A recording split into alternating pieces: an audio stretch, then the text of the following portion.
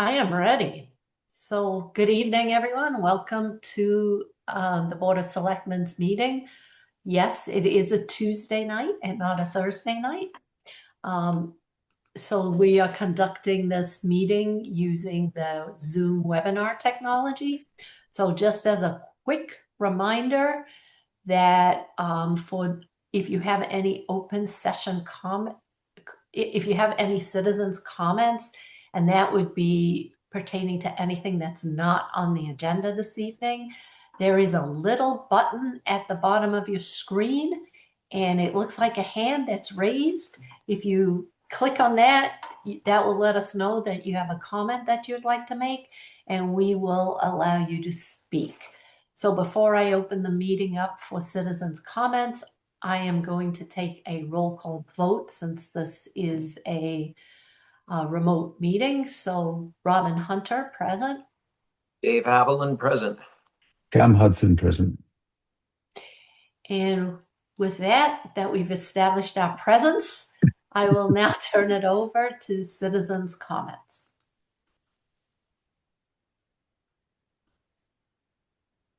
Justine just joined. You want to see if she has citizens' comments?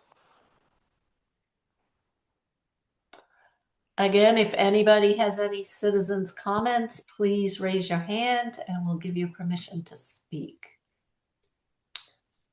All right. Oh, Justine would like to make a comment. So as not to disappoint Dave, I will make a comment. I think citizens' comment should be at the end of the meeting when we've heard what you're going to discuss. I think it's irrelevant at this point. Thank you very much. Well, it's for items that aren't on the agenda that you'd like to make a comment on.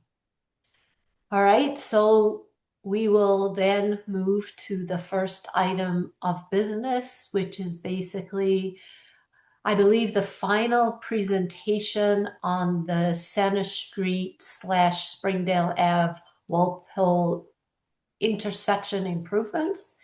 And we have Kevin McCabe and Kevin Dandrade. Is that how you say your name? The other Kevin? Yes. You're on mute. There you go. Dandrade. Dandrade. So welcome, both of you, to the meeting. Kevin McCabe, as I was looking at the agenda, we should have just renamed it the Kevin meeting. We have a lot of stuff on the agenda tonight. I didn't even get a smile. All right, so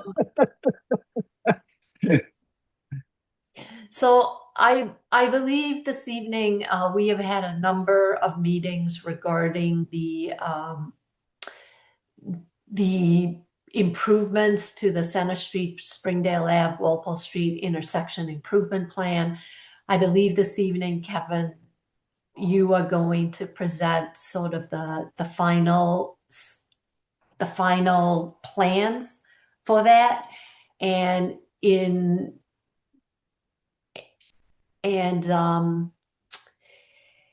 on the agenda is for us to potentially vote on this pending a discussion.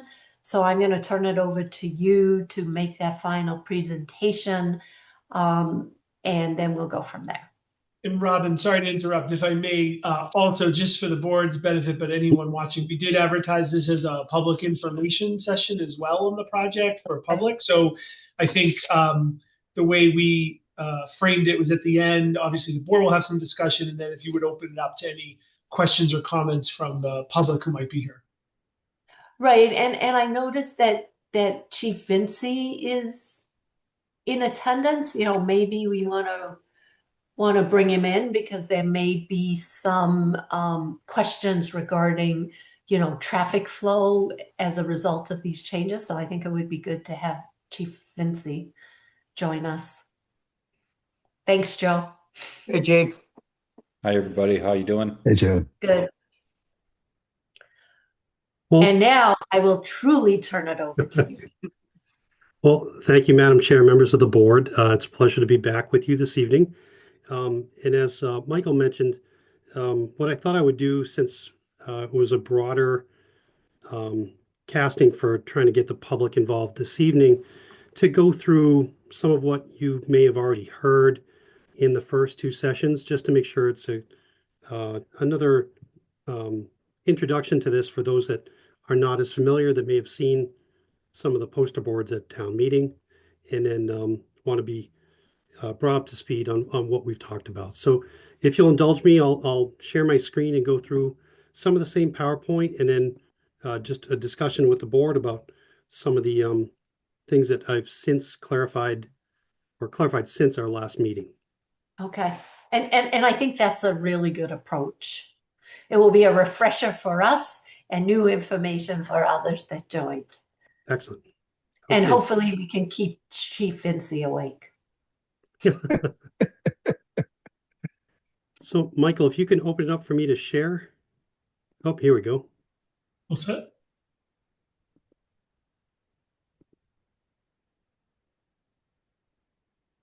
Let me know when you can see it okay. Yep. Okay, great. As part of program background, or maybe first introductions, I am Kevin Dandred. I'm a principal and senior project manager with TEC Incorporated. We've had the pleasure of working with the town in different projects, and on this particular assignment, our work is funded by the Massachusetts Department of Transportation, but for the benefit of the town of Dover. We've been one of the consultants in MassDOT's arena for the Local Bottleneck Reduction Program, or LBRP. That is a program that is meant to look at funding for both design and construction for locally owned and managed intersections that have congestion. We worked with Mr. McCabe and the town manager to prepare the application in, it was about a year and a half ago now, to jumpstart in, and the town was selected by DOT as a grant recipient. The great news is that over the past 6 months or so, MassDOT has added additional funding to the program, where what used to be up to $500,000 of benefit in construction was increased to $1 million as part of a grant reimbursement contract between the state and the town. Mr. McCabe and others met with Project Abutters, the private abutters on the northeast corner, back in December. We have recently received approval from DOT for the concept, but as we've presented in front of you on February 5th and April 14th, certain characteristics of the intersection improvements that we're proposing. We are at a point where we're seeking your board's formal endorsement so that we could proceed into the final design aspects in confidence that it's something that the town has embraced. Moving forward, the town will manage the construction. It's not something that DOT comes in to do, but this is really a municipal program that benefits from state funding. So the town will be in control of the contracting process, the abutter coordination process, and as we spoke with Mr. McCabe earlier today, that there are a couple small easements that would be needed that will get fine-tuned during final design, really so that we can get some of the accessibility improvements in on the northeast corner, which is privately controlled. The other three corners of the intersection are owned by the town, and there's really no action that's necessary there. The one thing that DOT does ask for as part of the program is that the town will be responsible for the police detail costs during construction. Honestly, I'm not exactly sure why, but that was one of the early on requirements of the program. And I think it's just so that the town has some stake in the game for some level of funding that could be applied to the improvements. The project intersection, as you mentioned, Madam Chair, is the intersection of Center Street, Springdale Avenue, and Walpole Street, right in your town center and right outside the townhouse. Some of the existing challenges that we've heard from town staff about, or that we've been able to witness ourselves, is that there are very long backups on Center Street, mostly northbound in the morning and southbound in the evening. I personally have witnessed it in the morning going back to Pine Street, which is a considerable delay of just over half a mile. The left turning vehicles on Center Street southbound, so if you're coming, back from the highway, those left turning vehicles can often block the through vehicles if there's nobody parked next to it. That's mostly an evening condition, but it can happen throughout the day. The skew of Walpole Street and Springdale Ave, the through lanes don't quite align very well, and they have short turn lanes, which results in sometimes some intermediate blocking. The most notable examples on Walpole Street where the right turners can't always get around the lefts and the throughs. The traffic signal indications are not clearly visible over the lanes. It's currently post-mounted signals on each of the four corners. There is an older system that's in place, and it really needs to be more traffic responsive to have higher quality detection of traffic, to sense where the higher traffic volumes are, and then switch if it meets its maximum times.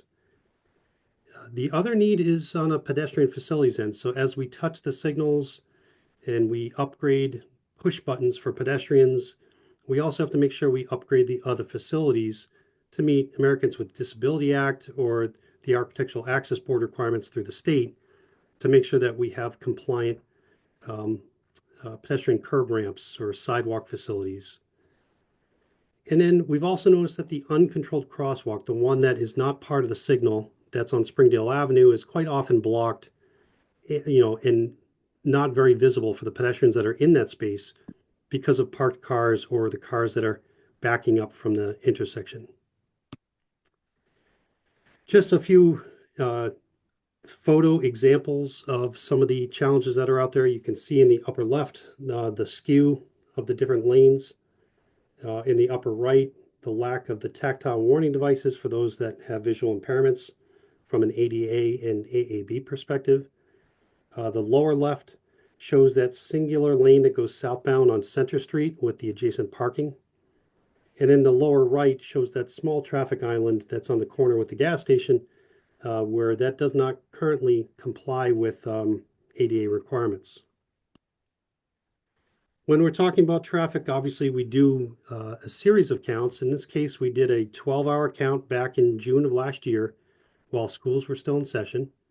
But we also did a supplemental count in mid-December during the AM and PM commuter hours, just to verify that we had a good snapshot of a couple different days, couple different seasons of what may go on in your town center. On the right, and you can see the leaders that talk about the heavy evening commuter flow going southbound. The numbers that have parentheses are the evening. The ones without parentheses are in the morning. So you can see as people are coming back from the highway in the evening, you have 703 through movements and 229 left turns to go from Center Street to Walpole Street. That's flipped in the morning. So if you look at the lower right, there's a heavier morning northbound flow. So there's a very heavy commuter influence through this intersection. We prepared a concept that we've since proofed with some survey and some other things to know that this is pretty well locked down as far as the feasibility of doing it. There are several things that you might notice. We are recommending the conversion from post-mounted only design to a series of mast arms. Those are the steel structures that extend up and over the road to try to bring the visibility of signals over each of the through lanes or left turn lanes, as you may see. It would be one per approach, so there would be a total of 4 new mast arms. There would be new sidewalk and ADA ramp facilities each corner. We would reconstruct the traffic island that's at the corner between the gas station and the store to make it accessible and to bring it over to the storefront sidewalk in the upper left. One of the bigger capacity improvements, knowing that this is the bottleneck reduction, is the removal of the 4 parking spaces on Center Street in front of the townhouse and creating a separate, distinct left turn pocket so that the left turners can get out of the through stream and improve that capacity. What that does in turn is it leaves extra green time for the other movements at the intersection.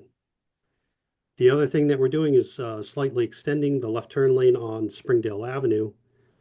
And just to the right of the lanes on Springdale Avenue, if you can see my cursor, is something that town staff and recreation staff had requested in order to mitigate some of the spaces directly in front of the new community center. So we would be bumping out the sidewalk in that area and keeping a couple of the accessible stalls in that location so that they are more proximate to the front door. There would be some pavement rehabilitation within the areas where we're changing roadway striping, a handful of new signs. And then at the bottom, you can see the removal of the existing crosswalk, which based on the state and federal standards, is too close to the signalized intersection to have an uncontrolled or signed only crosswalk. So from a safety standpoint, we would seek to remove this, reposition parking, and bring the pedestrians up to the newly improved intersection with all new pedestrian push buttons, pedestrian signal heads, crosswalk markings, etc. We also, at the town's request, did an alternative layout in an effort to investigate a reduction of the number of mast arms. By doing that, you can do what's called a diagonal mast arm design, where you would have 2 longer mast arms instead of the 4 shorter ones, but they would now be angled within the middle of the intersection. So they would be clearly visible from all 4 approaches in occupying the space. Traditionally, as traffic designers, we would prefer the 4 individual smaller mast arms, but also from an aesthetic standpoint, and I have a couple representative photos, I think there was some general consensus that aesthetically, where the diagonal design occupies the middle of the intersection, it would be less advantageous aesthetically to consider that. But that was just based on some of the earlier discussions. So Kevin, I think it would be helpful if you could comment for people that are just joining and weren't part of the other conversations, why the arms? Oh, so the requirement for them, yes. I was going to get into that in the end, but this is a great time. So the new federal standards, but also the state, the Commonwealth of Massachusetts written standards that are part of state law have certain requirements for the visibility of signal heads that is now very formalized. And one of those documents was only published early in 2026. So it's very new, very recent, but it dovetails with what we've done as designers for a long time. Really so that it formalizes the need to put a signal head over each lane. At the board's request, we did take another look in an earlier iteration of the layouts to try to minimize the number of signal indications to only what was required. And I believe at that time we removed 1 or 2 out of the original concept. But the requirement is to have one over the lane, particularly for the left turn movements, so that they can have the indication that is clearly in front of them to give them either the green arrow or the flashing yellow arrow to allow them to go when there's a gap in traffic. So that is a requirement, and therefore, not only from a capacity standpoint, but there's a safety benefit at the same time of reconstructing the signals to bring it into full compliance. This is something that's really important because it's not just because the fact that state funding may be coming to Dover with the bottleneck program, but this would be a requirement with policies and state law and how it's wrapped into state law, even if the town was to do it using your own funds in a future separate project. So it's a very important consideration that, again, does dovetail with the industry practices, but memorializes it as a requirement now. So Kevin, with respect to industry practices, is there a point where traffic lights have to be replaced? Um, y- you know, clearly the lights that we have still function, right? But is there some kind of a standard that at some point we're going to have to be compliant with? Like, for instance, ADA compliance kicks in only when you do a renovation that exceeds a certain value of the building. So what is the regulation for traffic lights? Essentially, when you're touching it, you should bring it into compliance. And in this case too, we're changing the lane configuration to try to add capacity.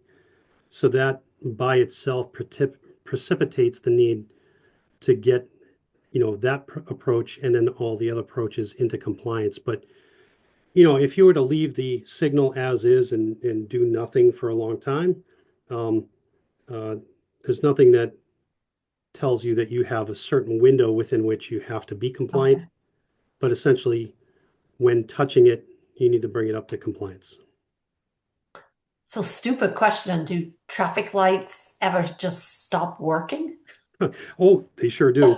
But in this case, there's older equipment, there's an older cabinet, there's older detection. So the ability to detect traffic within the lanes, in this case, could be new video detection throughout so that not only for the capacity and the ability to detect traffic, but the ease of making adjustments in the future.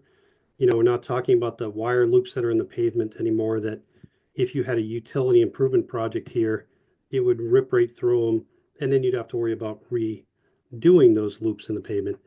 This is much more flexible for future maintenance for DPW or private utility companies, but the biggest benefit here is improved detection to make traffic flow better. And this is something that I think you'd find any designer would seek to recommend to improve the situation from a capacity standpoint, but again, also you get the tertiary benefits of having safety benefits here at the intersection. Kevin, do you have any estimates or any standard sort of data that would tell us how much the traffic backups, particularly on Centre Street, north and south, morning and evening, how much that would be reduced by these changes? I do, and I have a slide just momentarily that provides that summary Great. for the percent improvement.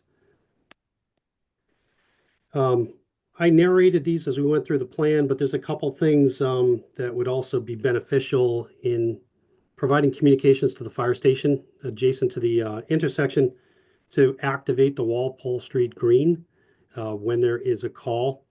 That is something that could also improve with the newer equipment to tie in as well. But it would be replacing all the equipment. I'm going to show you some of the same examples of the renderings that show the option for the painted ornamental mast arms. I think one of you might have mentioned that in some cases, depending on where it's located, it could kind of blend in. And I know there were general concerns about the aesthetics of having over the road signals. So DOT was okay with us preparing renderings to try to put it into perspective for everyone. This project is expected to cost between 1.1 and 1.15 million. I understand from Mr. McCabe that town meeting was successful in allocating the delta that would be above and beyond the 1 million that DOT could bring to the table for this project, which is great news. I think, Madam Chair, to get to your point about the requirement for the over the road, but also the benefits of the over the road signals.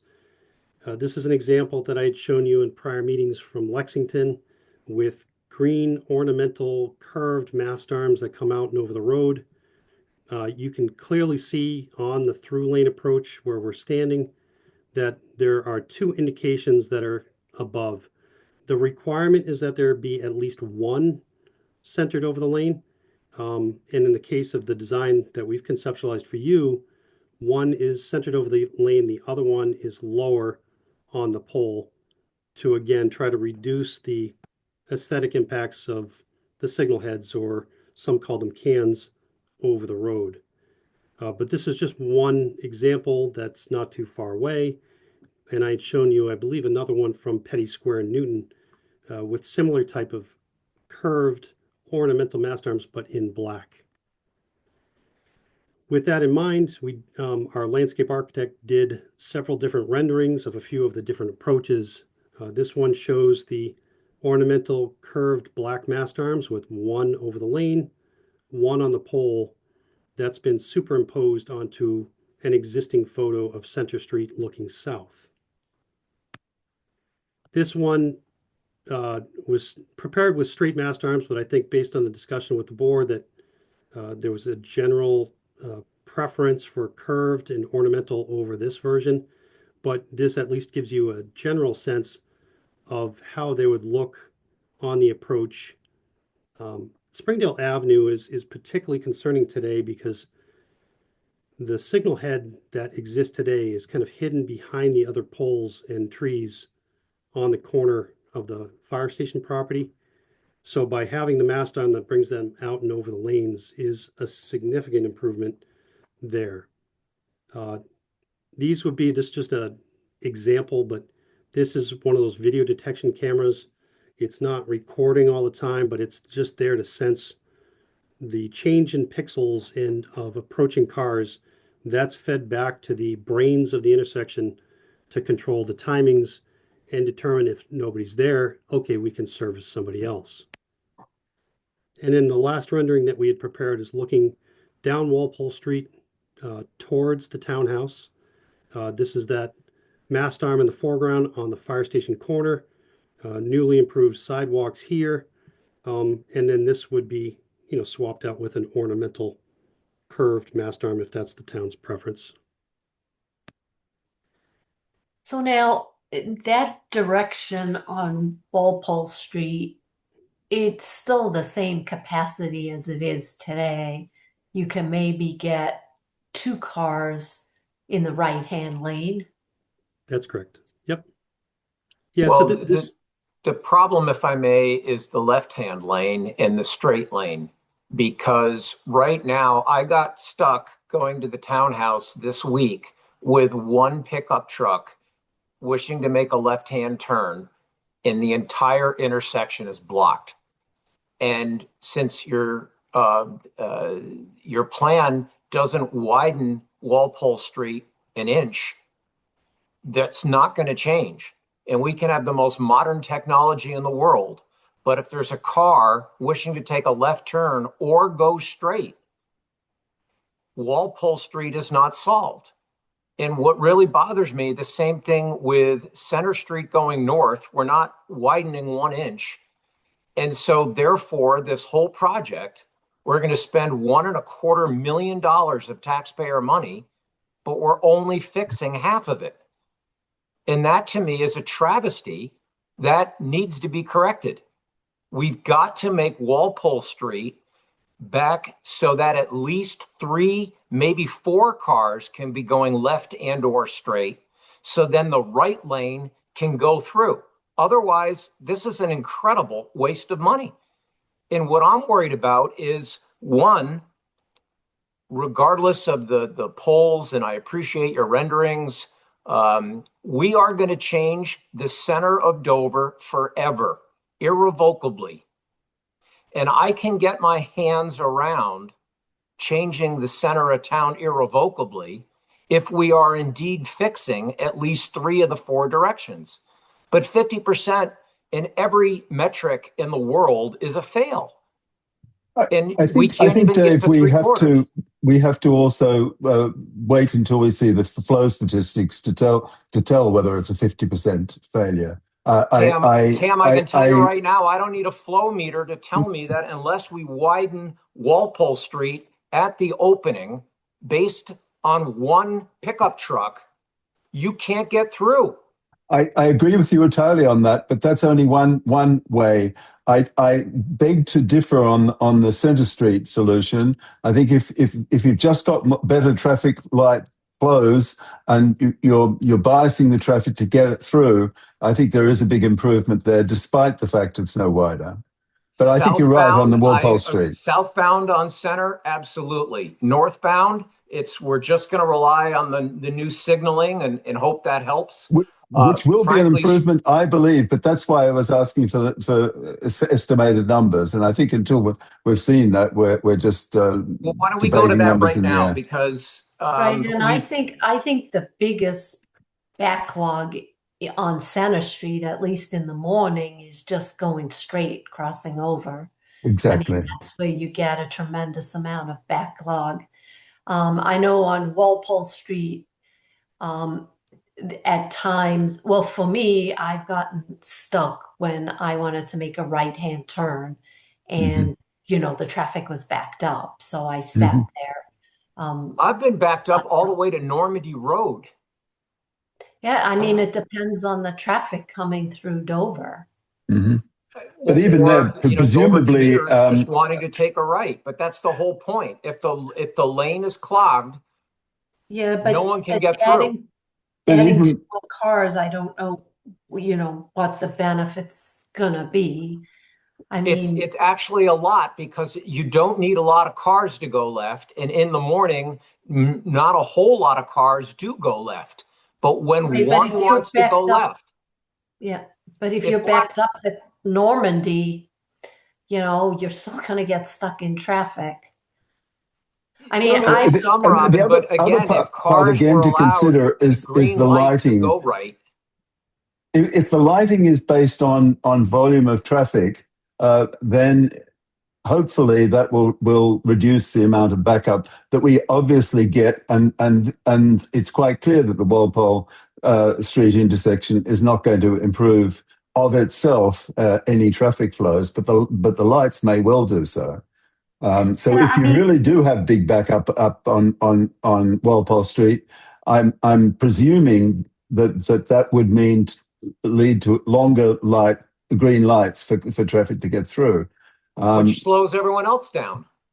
well, What we it's need is slows them. when the light is It's green. volume based traffic, so it has to make some sort of judgment call about where the traffic is having to go. I mean, it's Agreed, Cam, but if the um, traffic can't move, I don't care what kind of technology you have, the traffic is stuck behind that one pickup truck that wants to go left. Absolutely, Dave. I fully agree with you on the Walpole Street thing, but that is not 50% of the argument as far as I'm concerned. I think if we can get improved traffic flow down Centre Street, then we're going to improve a lot of the issues because that's where the traffic is really heavy in the morning and evenings. I And mean, Well, Mr. I there's think Hudson, your I your think your the comment. important thing here is none of this is going to alleviate completely the bottleneck Right. at this intersection. So all this potentially will do, and let's look at the next slide, is reduce the bottleneck. Right. Unfortunately, if you eliminate the bottleneck, Waze is going to detect that and more cars will get directed through Dover. Yeah. So I mean, you're damned if you do, you're damned if you don't. Right. I think you look at this rendering and the question that comes to mind is, why is there a sidewalk in front of the mobile station? Where is that going to? And if you could use some of that, could you help the right and left hand turns because cars could get by? And I believe Kevin has looked into that, and that is not part of what Mass DOT's guidelines allow us to do. Yeah, and I can provide some additional feedback. And you had a healthy discussion there with a number of different topics that I can try to touch on. First, getting at the program basics is that, and several of you alluded to it, is that this is meant to be an aid for reducing congestion, but not eliminating it. This is a program that's meant to be retrofitted two existing intersections without getting into significant widening, relocation of the roadway, expansion of lanes that push the roadway outward. If that was the desire, that would be a different funding path completely and a significantly longer and more expensive journey, which would be more of a transportation improvement program or TIP project. This is really meant to be done without significant impacts. We have been careful not to propose certain impacts that would be inconsistent with the program, that might result in other tree impacts. And I think in the particular conversation about Walpole Street, there was a request at the last meeting to evaluate whether or not there was merit in removing the sidewalk to get a couple more car lengths in front of where the gas pumps are at the gas station. Now that involves widening. It brings the traffic much closer to the pumps. So from a Kevin, can I design stop you there standpoint, for a moment? Because what you don't realize is drivers get so frustrated waiting for that light that they actually cut through the gas station. And so what you're saying is actually going to keep encouraging terrible behavior where people say, oh, I can't get through that light because, again, it's only one or two cars. And they're saying, I've got to get to work. So they just go through the gas station. So the idea of widening, number one, we're adding 2 full handicaps spots on Springdale. That's a lot wider than the 3 or 4 feet we're talking about here. This is common sense. And we've got to let the preponderance of common sense dictate that if we're going to spend $1.25 million, that we actually have some kind of physical relief to go with all the other relief to make this work. But to say safety because, oh, we don't want to get them closer to the pumps when people are blowing through the gas station because they're so frustrated. It makes no sense to put up all this whole project and scope. And I appreciate the letter that you sent. I note it was dated yesterday, and I appreciate that you've had conversations, but we need to have more conversations before we nail this down. Because again, we are going to irrevocably, forever change the center of Dover in its views with these mast arms and 11 cans. Kevin, if I may ask a question. Yes, sorry. So I look at this and we're only fixing half with very little effort. And you said in your letter, it's like, oh, it's only going to allow 1 or 2 more cars. That's all it takes because the left and the straight will go. The left can't. And so when finally the left is allowed to go, then the whole right lane is allowed to proceed because Boston, Needham is to the right. Very few cars go left unless it's like a landscaper truck. And God forbid if you're behind one of those with a trailer, because now you literally stop the whole intersection. Okay, so again, Dave, we understand your issues, but there's no solutions. Well, there may be a solution. My question was, would it be possible to have no left turn during peak hours there? you could certainly consider that. That's a regulation that the town could put into effect. There's nothing that would preclude you from doing it. And let me go back to the volumes to show you what that is. It's a very low volume. So on the right side of the screen, there were 9 left turns in the morning and 11 in the evening. The more significant volume is the through that has the potential to block that right turn, that very heavy right turn in the morning. I think just to try to help. So is the right turn in the morning the 433 cars? Yes, yeah, because that's where that's where I've gotten backed up. Yeah, we all have. Yeah, we've all been backed up there. But my feeling is if you stop that left-hand turn there during peak hours, you might get through much better throughput there. Because then the can cars going certainly straight improve. ahead could go straight through the intersection, and the other cars behind it can turn right. I mean, that seems like a pretty rational way to increase the volume without What any do you want to physical do to those interruption. 9 or 10 cars then? How do They they go They get? have to down go through. They have to go down through and Whiting go Road. around. Right. It's only nine cars. Yeah, essentially one every 5 or 6 minutes on Hmm. average. And with the other capacity improvements on Center Street, what that does as you balance the green times is that it will improve some of the capacity on Walpole Street, but obviously not as significantly because we wouldn't be adding longer lanes. But there is going to be that benefit of having some additional green time there that's rebalanced from Center Street. What I will tell you is that um, And Center Street not backs only up. would it wouldn't preclude you from doing some other more extensive improvement on Walpole Street in the future where you wouldn't have to necessarily touch the intersection. So you wouldn't be throwing money away by initiating this project now. But the other part that I put in the letter dated yesterday is that DOT has indicated that uh, they would not fund the work that would remove an existing sidewalk that I had forecasted during our last meeting. So if that was the case, if you're looking for um, much longer term improvements with more extensive widening and impacts, this is not the program for you.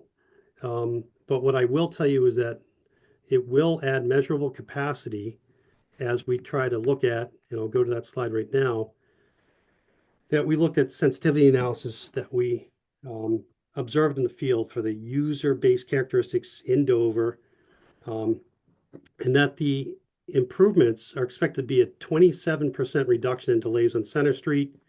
Some of that time could get rebalanced to Walpole Street or Springdale. And in particular, in the evening, there's a 60% reduction in delays coming southbound on Center Street. Those signal timings and the settings can be fine-tuned during construction, after construction. But we're talking about an overall delays of the heaviest movements of between 27 and 60%, depending on the morning or the evening conditions. But again, and I think Mr. Hudson, you stated it very well, that by doing some of those improvements, that can reproportion some capacity that can help Walpole Street, even if there's not measurable widening. But again, I just want the board to be aware that it doesn't preclude you from doing another subsequent project that you can invest in the future to widen Walpole Street in the future, reposition sidewalks, etc. It's just that that falls well out of bounds in what the program um, has for its definitions today and its price tag, frankly. So, Kevin, a quick question for you. If our Kevin were to take the new backhoe that town meeting just approved for him and went over and removed that car length and a half, 2 car lengths worth of sidewalk to nowhere, and then you all came along and just repaved it, what's the difference? Because now you don't have to put in cement, you're putting in tarvia. I that the state would look at that in the same way as they understand what the context is. They've seen the plans, they've seen the reports, and I don't think that would be. Then I would respectfully ask that we have MassDOT come out and do a site visit and look at this with the preponderance of common sense.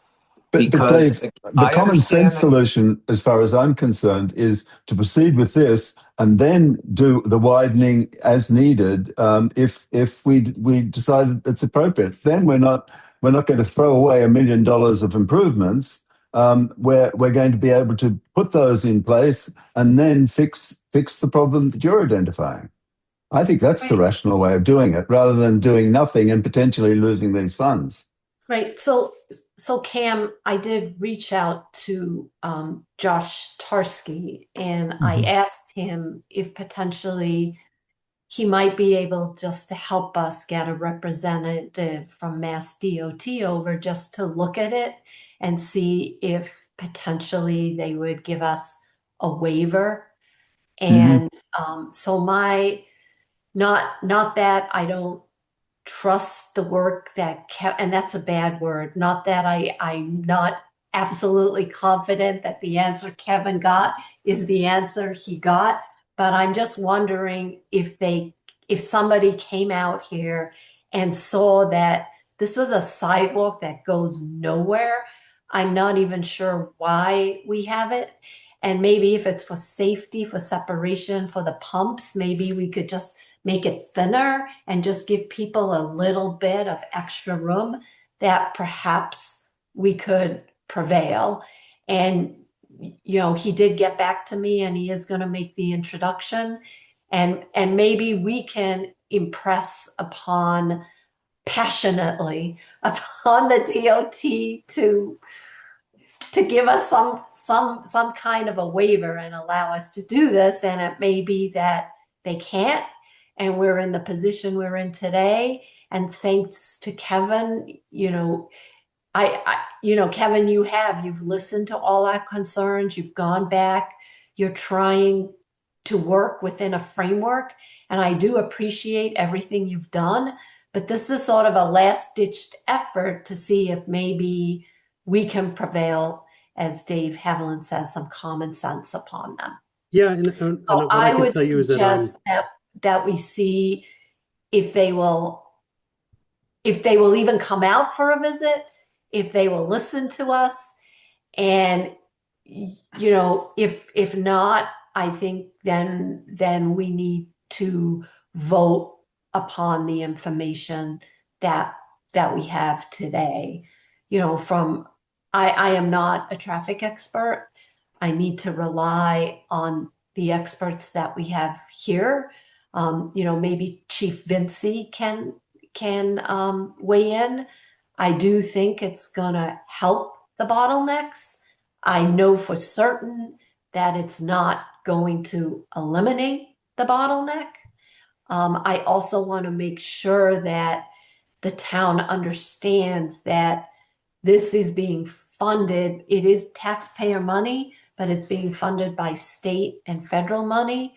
And $1 million of this money is coming from a grant, not from the town of Dover. yeah, and Madam Chair, what I can say is that when I reached out, it wasn't just a typical staffer. It was the state traffic engineer, the person that is in charge of all the traffic related policies and designs for the Commonwealth of Massachusetts. And I'm happy to offer his contact information through Michael to reach out directly. Okay, But what we I would appreciate suggest is that. that there is significant merit in my mind of the capacity that will be introduced on 3 out of those 4 approaches. And I understand the significant concerns about Walpole Street and that it's not doing enough. But at the same point, you haven't yet seen what the capacity improvements could be with what is currently being proposed. Right, And nothing's precluding you from, sending Mr. McCabe out there in the future to do those on one side of the road in the future if it was deemed necessary after the grant has come and gone and the other improvements are in place. So, right. the request I've heard is that it's to do Mhm. more, but hopefully you can see too that what is being proposed will help.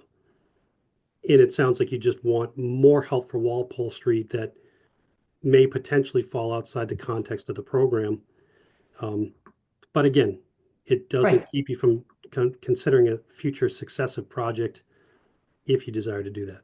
Well, I was just Right. hoping to get all the And I construction done first. appreciate, Dave, can I just finish? I really appreciate what you've said and the context that you put this in. Um, and I don't think we're looking for Mass DOT to pay for removal of that sidewalk.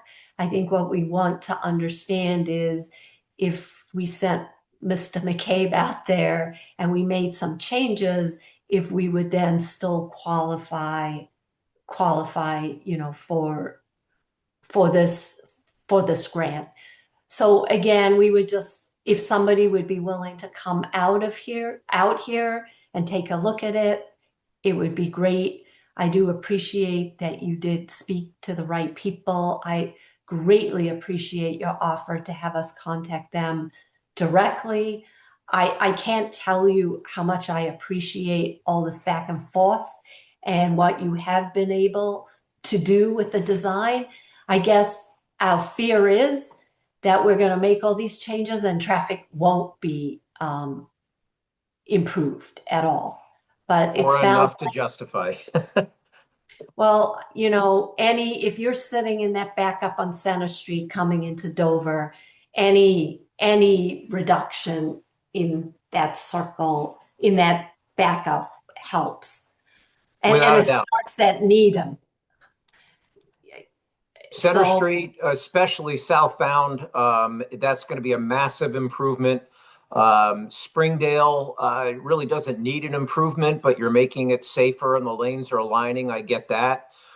There's not much you can do other than the software on the northbound lane on Center Street. So that's really not changing. And so, yeah, you're right, Kevin, you've boiled it down to what we're looking for is about 2 feet on the right side of Walpole Street, which will allow cars to get through, which will then fix 3 of the 4 directions physically as well as with the software. In your renderings, you're going to redo that sidewalk anyway. So it's going to be ripped out and replaced with sidewalk. Why not rip it out and replace it with half sidewalk, half tar, because we only need a few feet. I can't tell you how many times I've been there. I just need 2 more feet and I could go right. okay, And so we so, appreciate that Kevin can't make these changes on his own.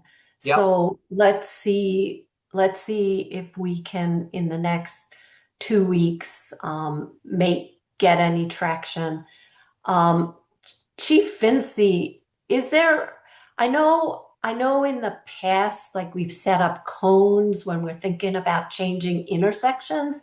Is there a way to test the no left-hand turn on onto Center Street during certain hours to see if that does help alleviate the flow of traffic? I think maybe through signage or a signboard, but I don't know about, I mean, you Okay, start putting cones or bollards out there, even if they're Yeah.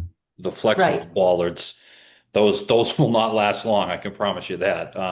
No, I was Yeah, thinking it was an example a that temporary sometimes, try. right, Yeah. right, Mhm. Yeah, Uh, I mean, you could throw a signboard up on the firehouse or on the townhouse lawn, right. and just say no left turn. We could see Between how it four works. and, right, right. You're yeah, just kind of and curious. It's an interesting. it seems Cam, like you this have is a new career. this seems like a decent approach to me that we pursue these measures to see if we can get the It's a Department of last Transport to effort. agree to it Otherwise, in we don't. advance. And then if we have a backup plan, okay, we can then consider going ahead with this, and then thereafter maybe get finance at the next town meeting to do a widening project that Well, we've we can offered run Kevin ourselves. McCabe. Yeah. Kevin McCabe's bringing his whatever. He's got that Right. brand new backhoe. I don't know if he's got it yet. I doubt it, but Kevin, you But want that to sounds like christen a your plan to me. backhoe? All right. So we have a plan. Give us a few more weeks, Kevin, and we'll Thank you for your patience, Kevin. We yes, really thank you. appreciate it. I do So, appreciate your patience. Thank you. so I think with this was my last slide. And, certainly happy to answer any additional questions from the board or the public. But really, should the board endorse the plan or some amended plan, you would still stay in control of the design features. And even after this process, if we noticed anything else that changed measurably, that we would be back in front of you to talk with you about it, to make sure that it's not just like this one check-in and then all of a sudden you see shovels in the ground. Um, We appreciate be that. something that you are continually informed about. But if we're successful in getting that endorsement, then we can proceed to get bidding documents over the next 6 months or so, and then try to get things in place with a contract with the contractor, the funding with the state, and then hopefully do some improvements in construction in the spring and summer of 27. So that's all I had, is the kind of the consolidation of the two different presentations that I had with you before. Certainly happy to entertain any other questions from you or the public. Thank you. Right. So Kevin, I really appreciate that. I think I will open it up to the public. We have 2 attendees remaining.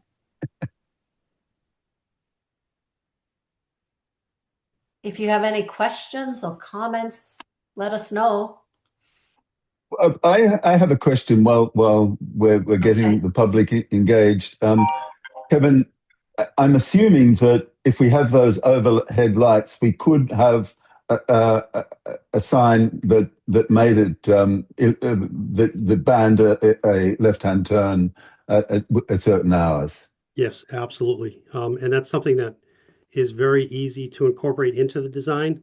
We can have one in advance of the intersection and then one up on the mast arm.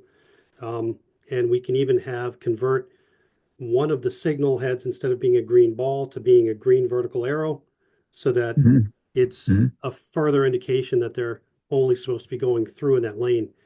Mhm. That would be if it was a permanent left turn restriction. But you can also do time of day, um, Mhm. 7 to 9, 4 to 6, that kind of thing. Mhm. At which point you would leave the green circle up there, but just have the time frame for the restriction. But it's something we routinely do, Mhm. and certainly can easily accommodate that on this project. Thank you. Super. All Okay, right. so I'll provide the Justine contact has raised her information hand. for the state Okay. traffic engineer through Michael. And Thank you. if I can be of any other assistance in the meantime with that meeting or subsequent to that meeting, I'm certainly happy to help. That sounds Thank you. great. Thank you.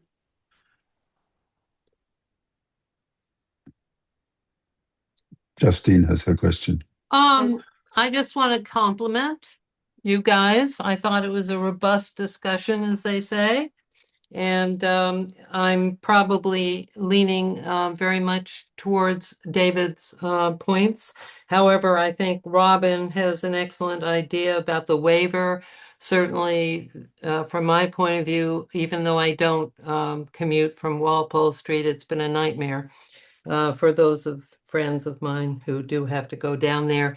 And I was going to ask you about eminent domain taking, whether the town owns the sidewalk, and I'm sure you're already on top of that.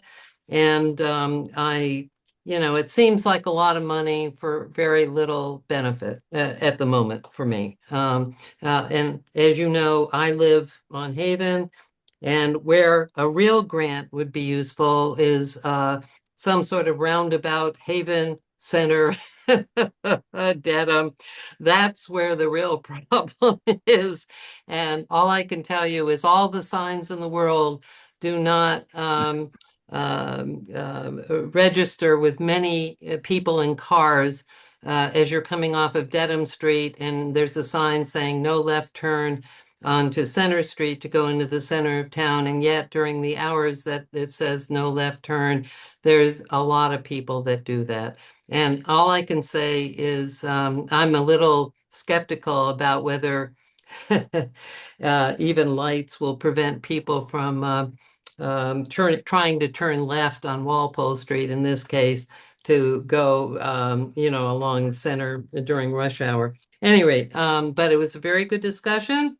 And I hope you get a waiver, Robin. I thought that was brilliant. And I hope the taxpayers of Dover don't have to pay for this, because I don't think it's a very major improvement. Okay, that's it for me. Thank you.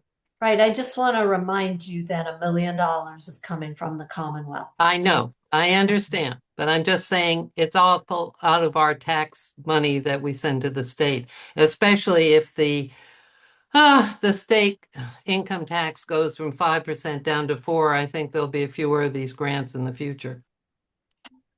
Yep, that's it for me. Thank you. Thank you. All right. Well, thank you very much, Kevin. Hopefully we'll be in touch shortly. And thanks for offering to make that introduction. Happy to, and I hope you have a wonderful evening. Thanks, Thanks, you Kevin. too. Thank you. Take care. Thanks. Okay, so the next item, Mr. and Joe, thank you for joining us. Yeah. The next item on the agenda is the Department of Public Works. It's a proclamation for National Public Works Week. It's all yours, Kevin McCabe. So, no strangers to you, this will actually be the fourth proclamation if the board signs this evening, recognizing May 17th to the 23rd is National Public Works Week. So kind of exciting on my Next side of week. the house. Yes. Um, again, this is the fourth one. Nationally, this is the 66th time that APWA, which is American Public Works Association, started at 66 years ago, doing these proclamations. So these are, an international thing in Canada and all across America. So just a nice opportunity to put a spotlight at the workers at the Department of Public Works. To put a little recognition on all the hard work that they perform for the community year round. I think this is a wonderful way to say thank you. It's a little something. Although I always feel as though food does a better job. So maybe we need to bring breakfast one of these mornings too. But, you guys certainly do an excellent job. And I am really thankful every snowstorm for everything they do and just all that they do around town. So I think this is a nice way to recognize them. Dave, Camp? Oh, well, Agreed. total agreement. I mean, sorry, the silence was deafening, I'm sure, but no, I'm good. Yes, me too. So I'm going to move to declare May 17th through the 23rd, which is next week, 2026, National Public Works Week in Dover. Second. All in favor? I, Robin Hunter. I, Dave Haviland. I, Cam Hudson. And so I presume we're going to have a big party next week, Kevin. We do something like that. Yeah, we usually one day. What can I say? A cookout on the town green. Yeah, down at the town garage. So if you make hot dogs, I'll be there. I love hot dogs. I can vouch for that. That's always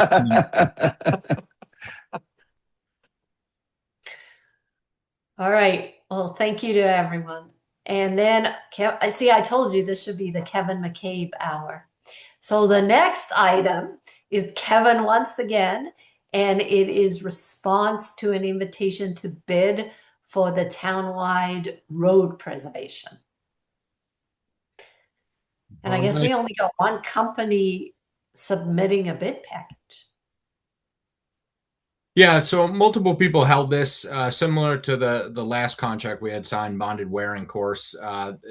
These technologies are pretty limited in who does this. But for reassurance, as I mentioned on the last bid, we have the similar bid pricing per square yard to do microservicing that Surge, which is the Southeast Regional Services Group, received. And similar to that, I wrote the specs that crack sealing is incidental to the microsurface. So as I argued then, and I would argue tonight, we actually received better pricing.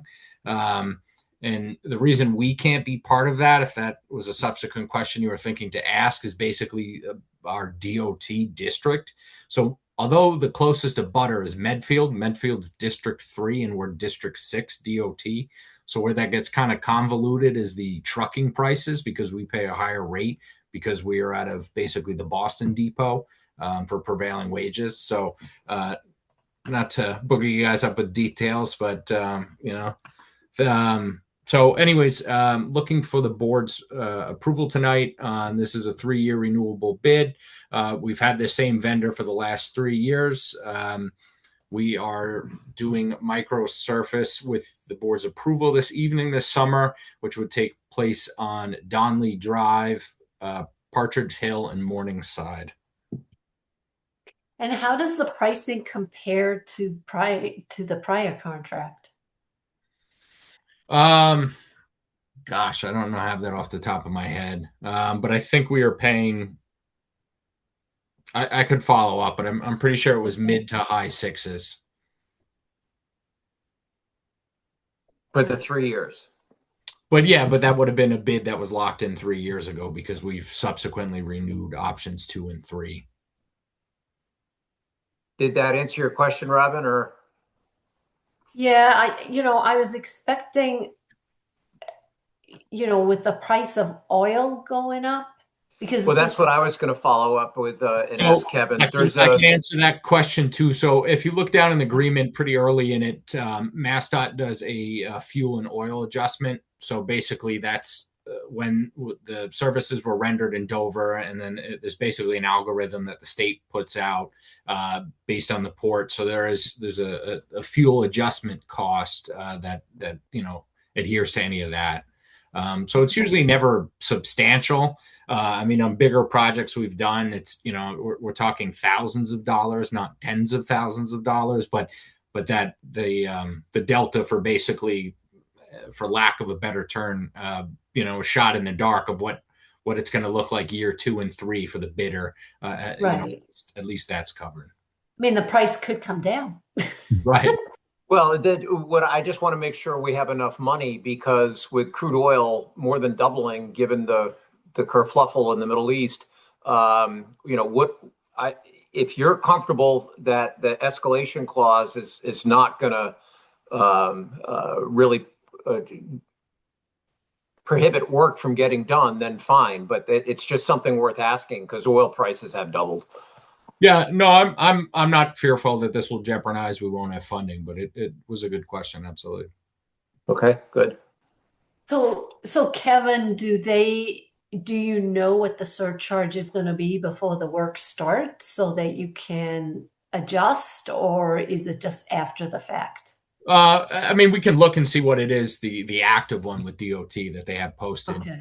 But it does adjust. So typically we try to gear this work for end of July, early August.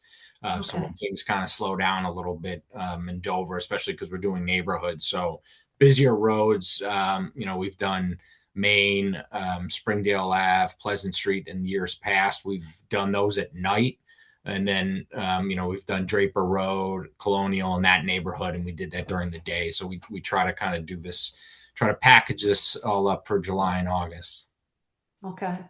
So I mean, just given the turmoil, I would suggest that before we start, you actually look at the surcharge and make sure that we shouldn't adjust the square footage that's being paid, just to make sure we have sufficient funds available. Well said. Yeah, and just as part of that, and kind of the back burner, we have to submit our estimates to the state to get approval. Because part of this contract, we kind of, whether we use Chapter 90 or local funding, it's usually never locally funded solely. So we have to use some sort of Chapter 90 funding. So part of that is we have to submit for approval. So that's kind of a back burner process that we already do to submit. So we'd certainly have a well grasped on that at the time. Okay, great. That sounds great. Because obviously we're in support. I mean, we want our roads to be well maintained. We just want to make sure you don't get stuck. Right. We try to avoid a reserve fund transfer at all costs. Yeah. All right, so I'm going to move to award the bid for the townwide road preservation to Seal Coating Inc. DBA Indus of Braintree, Mass. For the term of the contract, including a 2-year option at the cost of $311,387. Second. All in favor? Aye, Robin Hunter. Aye, Dave Haviland. Aye, Cam Hudson. Right. Great. So Thank you to the board. Oh, Kevin, it's Michael's turn now. So you have a fun one, Mike. I'm going to turn it over to you. You're on mute, Mike. Part-time Town proclamation. Yeah, so this is a nice one. So Right. the board may recall this is actually one of your goals and objectives this year. Purple Heart Day is recognized every year on August 7th. We had hoped to do this last year. I'm not speaking out of turn. She's been public with this, but Carol Jackman has experienced some health issues and it was delayed. So we are looking for you to adopt and move this proclamation today, making Dover officially a Purple Heart town. We would therefore recognize every August 7th as Purple Heart Day. Specifically this year, we'll do it a little differently in that this Saturday, May 16th, is part of Armed Forces Day. Carol Jackman and the Legion have arranged to have a special ceremony that will highlight the town becoming a Purple Heart community and also specifically honoring a current Purple Heart Dover resident, Glenn Blackburn. That'll take place at 2 o'clock at the Legion. I know Cam is unavailable, but Dave and Robin, I think it would be wonderful if you were available to attend. I will be there. I think I'm very happy to maybe provide a little history on Purple Heart Day, and perhaps if one of the selectmen could be there to actually read and present the proclamation to Mr. Blackburn, I think that would be great. What time is that, Mike? 2 o'clock, the 16th, Saturday at the Legion. Yeah, that's unfortunate that I won't be able to make it. I would be happy to go otherwise. May 15th, it is that Friday. 16th. Saturday. That's Saturday. why I'm like going, wait, what day is this? So now you understand my confusion. Perfect. 5/16, 2 o'clock on that Saturday. Yes. Next Saturday. This coming Saturday, right? Right. So that's the first piece of this agenda item. The second is, along with the proclamation, most communities, if not all communities that become a Purple Heart town, recognize it with some signage. You may have seen it in other communities. As you enter communities, there's a sign indicating that we are a Purple Heart town. So I think one of the pages in your packet just has a sample sign from Westwood, what it kind of looks like. It's a fairly simple sign with a graphic of an actual Purple Heart. And what I'm recommending is, as you know, last year we put up, the board approved 2 Tree City USA signs. One was coming in on Center Street, the other on one side, the other is Center Street by the Hunt Drive corridor. And so there are signs up now and a pole available. So our suggestion was we would get 2 signs and put it in those same locations. The board at the time, I think as recommended by Val, was to try to limit number of signs. So again, we thought that was good. We're not adding more poles and things like that, and keeping it kind of matching similar kind of town recognition by putting it in the same location. I like that.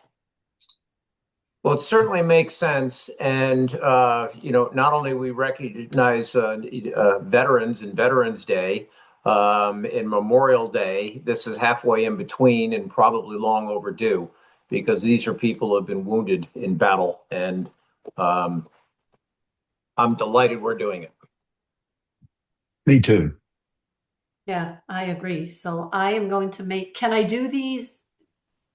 Do I need to do each motion separately and get a vote, or can I do them I probably together? would, just so we can document it that way. I think that would be helpful. Okay, so I move to proclaim the town of Dover, Massachusetts as a Purple Heart town, and under this proclamation, the town will officially recognize this designation annually on August 7th in observance of National Purple Heart Appreciation Day. Second. All in favor? I, Robin Hunter. I, Dave Haviland. I, Cam Hudson. And then I move to approve the installation of Purple Heart Town street signs as requested and presented by Michael Blanchard. Second. All in favor? I, Robin Hunter. I, Dave Haviland. I, Cam Hudson. Okay. Thank you. Thank you, Mike. And the next item of business is actually Chief Vinci. and he's going to discuss a grant received by the police department from the Massachusetts Department of Transportation. No, am I on the wrong one? You just skipped. He is two. You skipped his first one. 1-5. Because I remember one was about Gillette extra duty days. Mhm. Right. Yes. Okay. So we'll start with that one. Okay. And we Thank know what it's for. It's for the FIFA World Cup that my crazy son is going to. He got tickets to 2 games. Wow. Wow. Yeah. So this comes at the request of Foxborough Police Department. Chief Grace is the chief of Foxborough, and he's asking all agencies pretty much, in Eastern Massachusetts to contribute because the numbers needed to make this operation run are tremendous. Just to give you a quick idea, an average Patriots game requires about 180 to 200 municipal police officers, not including the troopers that are out on Route 1. For each one of these games, of which there's 7, they need 380 to 400 municipal officers. That's just for game days. In addition to that, starting in June, when this kicks off, there's 24/7 operations up there to keep a secure perimeter around the stadium. The way Chief Grace likened it is each one of these games is a Super Bowl unto itself. So they're having 7 Super Bowls in the course of 6 weeks. Mhm. So he's asked for help. It's something we've never done before. Um, but I think it would certainly help Chief Grace out, and I think it would provide a valuable opportunity to our members to go work a large function, to go get some operational experience at these type of high ticket events. And so I'm asking the board to allow that. And quite frankly, it's really no different than what we do now with road jobs. Right now, our officers can go to Westwood and work if they have a job that can't be filled. Um, and it's actually better than that, because if those officers in that example were to get hurt on that road detail, we would still be responsible for the 111F coverage of that injured on duty. When they go to Foxborough, the town of Foxborough handles all the payments. They indemnify the officers. They're sworn in as a police officer in Foxborough. And if someone is to get injured while working at Foxborough, they provide up to $2,000. I think it's bi-weekly or maybe even weekly to support them while they're out injured to the town. Um, so I think it's a really good opportunity for the department, our membership, and it's an opportunity to, give mutual aid to a neighboring agency that's certainly going to need it in for that June to July 6-week window. In addition, just lastly, I would ask too that if the board is agreeable to it, that we keep this going for other events such as the concerts they host, the Patriots games, and just become a partner with Foxborough going forward. Joe, is there any reason, I can't think of one, but is there any reason we would not want to do this? I don't think so, Dave. To be honest, our shifts are going to take priority, and our stuff in town is going to take priority. So that's not going to be affected by us sending officers over to Foxborough. So things in Okay. Dover still come first. And Mhm. if someone's available on their off day and they want to go see a match and go work and make a little bit of extra money, then they can throw their hat in the ring. Um, and one other thing, and I didn't mention this, I would like to be included I in that as saw well. that. Just because, again, like I think it would be really good operational stuff for me as the chief, and to see how these big events are run, and to get some experience as well. So Well, that depends on how good your enunciation of goal is. I'll have to work on that one, World Dave. Cup, when someone scores, it's not quiet. Right, right. Yep. Uh, I have absolutely no problems with this, Robin. It's a good opportunity. Also, I think Dover still needs to be responsible community member with mutual aid, and Foxborough's reached out, and this is a good way to become their partner. And it's more opportunities for our officers to go do some fun details rather than sitting on some side street on a traffic detail. Yeah, and my only concern with it was, would it detract from the coverage in Dover? But if that's not the case, then there's absolutely no reason, as far as I'm concerned, why we shouldn't support that. No, I completely agree. If it's something, officers want to do, and when I saw that Chief Vinci wanted to get some experience as well, I actually listened to a podcast about the World Cup security, and it's a much bigger deal than I appreciated. Mhm. Oh, Yeah, yeah. I've been to several meetings with Chief Grace, both Norfolk County chiefs and then the Metro elect communities, and it's amazing Right. what's gone into this. And Right. again, it's way more than I ever expected to, Robin. So Right. I was just amazed, because you just don't think about it. You don't think about the security.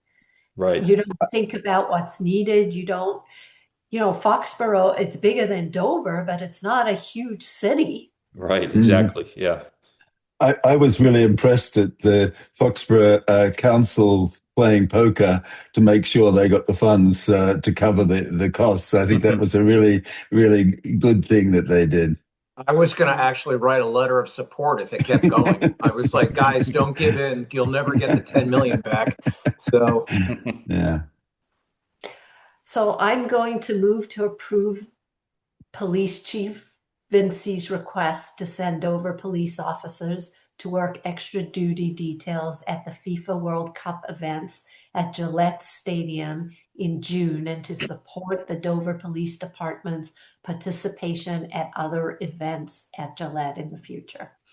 Robin, before someone Oh. seconds, if you'd accept a friendly amendment, I just realized, per the chief's memo, we should add just one extra part to that, which is also to permit Chief Vinci to also work the extra details. And that's just because it's in his contract. In order to work outside of town, he has to get your blessing. So just if you could accept that friendly amendment. Right, I'm going to accept that friendly amendment. All in favor? Oh, could somebody second? I'll second the amendment and the whole thing. Okay, all in favor? I, Robin Hunter. I, Dave Haviland. I, Cam Hudson. And thanks, Joe, for doing that. Oh, he's not going anywhere. He has another item. Yeah, I just this wanted, one- how many signed jerseys are we going to get, Joe? Yeah, I don't know. We'll have to see about that. Yeah. They cost more than $50. We can't get them. Sorry, Dave. Right. There you go. Well, then forget it. The signature is going to be 50 grand. So I can't believe the cost of tickets. Yeah. And the cost of transport to get there. I mean, that's going to be really something too. Mm-hmm. But Joe, I expect you to become the coach of the Dover soccer team after this. All right. I'll see what I can do. That's not my specialty, but I'll give it a shot. I know. I wanted to say when you said to kick it off, there was no pun intended.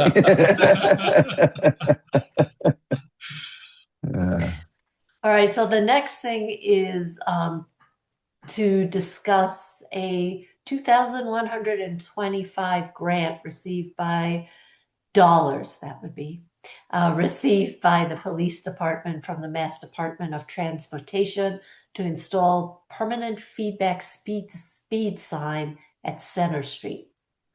So what is that? So, Mike, were you able to provide the visual in the Yes, packet? there is a sample that will look like in your packet. Okay. Yep.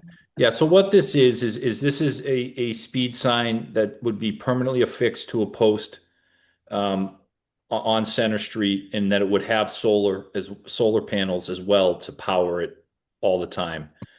This specific grant was from the Mass Department of Transportation, and there was a couple things that you needed to show in order to qualify for it. And more specifically, it had to be a heavily traveled street where the speed limit changes a few different times, which Center Street meets, and also with a high number of crashes.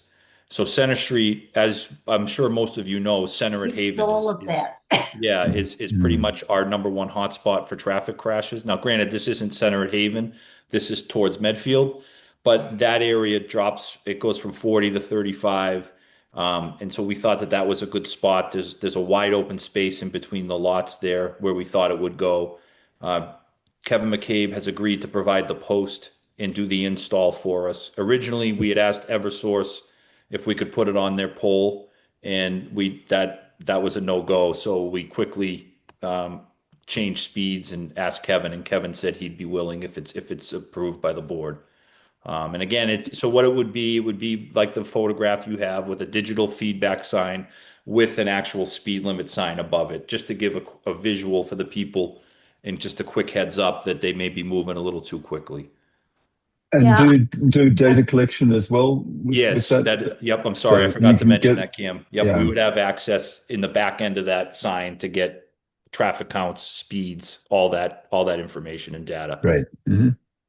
I do like those signs because, on some of these roads, when there's no cars, you look down and you're going much faster than you should. And then the Right, speed limit's going down. But right. I do have to tell you that I always feel really good when you have those electronic signs up on Walpole Street and it says good job. Right. Yeah. So so that's it. That's another important thing to note is so we have the trailer, which is obviously much Right. larger and that can give you the feedback as well as collect data. Then we have the portable ones that we affix to the telephone poles, which is allowed because they're not permanent. So this would just add to infra our assets in terms of traffic management. So I think it would be it'd be good for the department to get data as well as the town in one of our problem areas on Center Street. I've must say I've been driving much more cautiously since I became a selectman because I didn't want to be made a bad example. Do you get the good job? Yeah, right. I don't get it all the time, but Joe, quick question for you. You mentioned putting it on Center in front of Haven. Is that also a qualified location? And would you think of doing that either for this one or putting it into or your budget for next year to get another one? Because having one in each direction, again, they're passive. They're saying, hey, and I agree with Robin. Most people don't speed on purpose. Right. And to just have that passive, because as we all have discussed earlier, Haven is the real lightning rod for accidents. And so having a sign pointing out, hey, you're going too fast. Yeah. No, that's something I could definitely look into doing again. This is from their a vendor. The vendor's name is Tapco, and that 2125 was directly from them. So that's what it would essentially be if we decided to get another one going forward. But I think that's a good idea. I think again I've mentioned this in other board meetings about white noise. Sometimes signs become white noise, but I think something Right, like this where it gives you instant feedback and it's not right, blinking I think is right. much more effective in affecting traffic behavior. So I think this would be a good start for the town and the police department, and we could look to expand going forward. right. Hmm. I mean, it's just like a gentle reminder because I think most people don't do it on purpose. Right, exactly. You get caught up in your day and you're zooming Right. along, and yep, And there's no traffic and you're just like, exactly. right. Yep, Well, where it switches from 30 to 25, right as you're Right. approaching Havens Cross, is when you really need people to slow down. So, in any event, obviously it's up to you on where you want to put them first, but I would be highly encouraging of putting a second one in the Haven Street area for southbound as well. okay, that sounds great. Yep. So I'm going to move to accept and expend the $2,125 grant received by the police department from the Mass Department of Transportation to install a permanent feedback speed sign on Center Street. Second. All in favor? I, Robin Hunter. Hi, Dave Haviland. I can, Hudson. All right. Well, thank you. Thank you, everybody. Great seeing you. But I won't speed. Have a good rest of the night. We'll talk to you all soon. Thanks, Joe. Have a good night. Thanks, Joe. Take care. Bye-bye. Okay, so I've been waiting for this, Mike. We had a very dry April, so We did, we did. So it looks like Justine dropped off. I wanted to thank her as she is a regular attendee at the drought management task force meetings on behalf of the town of Dover. I try also to attend, but if I'm not able to, I appreciate her being there. So no surprise, as Robin said, on May 7th or 8th, the state declared that the southeast region, which includes Dover, is now in a level 1 mild drought status. What that indicates, and what I would recommend to the board, is that the drought guidelines say that we should limit non-essential outdoor water use, which includes irrigation systems, to 1 day per week. And that's before 9 a.m. and after 5 p.m. And again, as this board is well aware, but for any public who might be watching, what is unique to Dover is that our water restrictions, if the board declares one tonight, applies to homeowners who have private wells, not just aquarium water. Many communities, that's not the case. You'll see often homes have well water and use signs, so people drive by and don't think they're breaking the rules. But in Dover, we have a more strict bylaw, which does apply to private wells. Carl Warnick went out and did sample our monitoring wells, and on average, just earlier this week, and on average, we are down about a foot across all the wells. So we do see it locally, in addition to understanding that it's a regional issue. And I just wanted to share the current map just so you could see it. Can you see that okay? The whole state is in a drought. We are in the mild drought along with the Cape, Martha's Vineyard in the western region, and you'll see the center of the state in northern is all in the level 2. Dover is right on the line, but we are in that southeast region at a level 1. Right. So I think it's good to declare a mild drought status. I think it just makes people aware and to think about not wasting water. It is a precious resource. And unfortunately, I feel as though we're going to be in and out of a drought status this entire year, or this entire watering season, because I think we're going to get a lot of rain and then dry. And Well, it seems this is and we were just barely out of the drought last time. Right. what I think is a longer term consideration as well, Robin, is that the drought of, I believe it was 5 years ago, and then we had one 3 years ago. And while the surface water came out of a drought status, we have not made up those deficits at all. So we do have to preserve the groundwater. And, I hear the arguments already, and I go, it's my property. I can do what I want. And I go, that's great. But when your well run dries, or your neighbor run dry, is your lawn worth it? So, as stewarding, and we've talked about this at length, and we've decided to follow the state. The state's gone into level 1, and I say we put up the signs. No, I agree, and I also think it's really good and important to remind people that even if they are on private wells, this applies to them as well. The issue is, of course, that we all get our water from the same aquifer, whether on town water supply or having our own wells, and anybody pulling it out is Pulling it adding to out. the challenge. Is adding to the challenge. Yeah.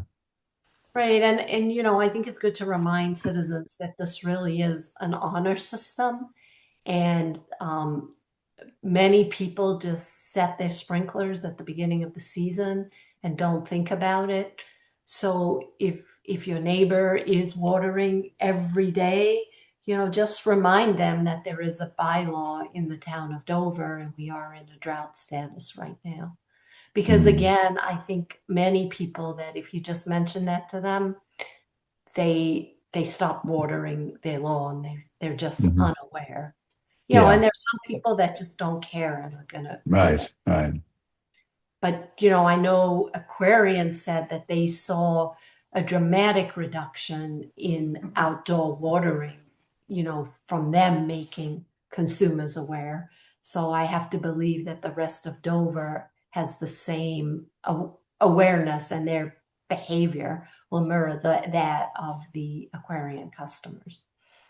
Mike, And how can Suzanne help us here in terms of posting it on the website or get something out, just like Robin just articulated? Yeah, so with this vote, this triggers a few things on our end. I mean, I think first, just information-wise, Signs. Suzanne will prepare a notice. We'll push it out through all our communication channels so that everyone understands. You know, we'll provide a link to the state, to our local bylaw. We'll get notice out that way. Our bylaw specifically requires that in order for this to be truly in effect, we have to notify by running a notice in the paper. So we'll prepare to do that. I don't, off the top of my head, know if we've already missed the deadline for this Friday when it has to be submitted. So usually there's a lag because of that requirement. And as a side note, I do think this is something perhaps we should consider amending in the future, perhaps at yeah, a future town meeting absolutely. to eliminate the newspaper piece. Yes. But we will do that because that is what was required. We will also ask DPW to put up the signage, the drought signage as well, now that it's in effect. So we'll kind of do an all push here. One thing I just wanted to bring to the selectmen's attention and to the public, we do often throughout the year have usually there's sports team fundraisers that have car washes here at the townhouse. Mark Galoni through Park and Rec organizes those, and he is very, very clear when people book those that you're booking today and there is no drought, but that could change at a moment's notice.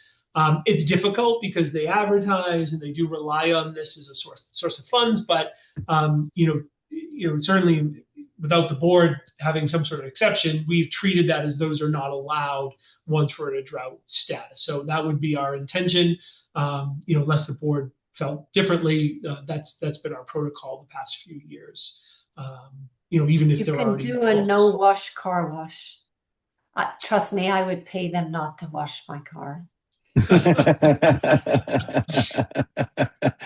But I would really appreciate it, Mike, if you could always highlight that it applies to all residents in the town, whether they're on private wells or not, because Yep. I think that confusion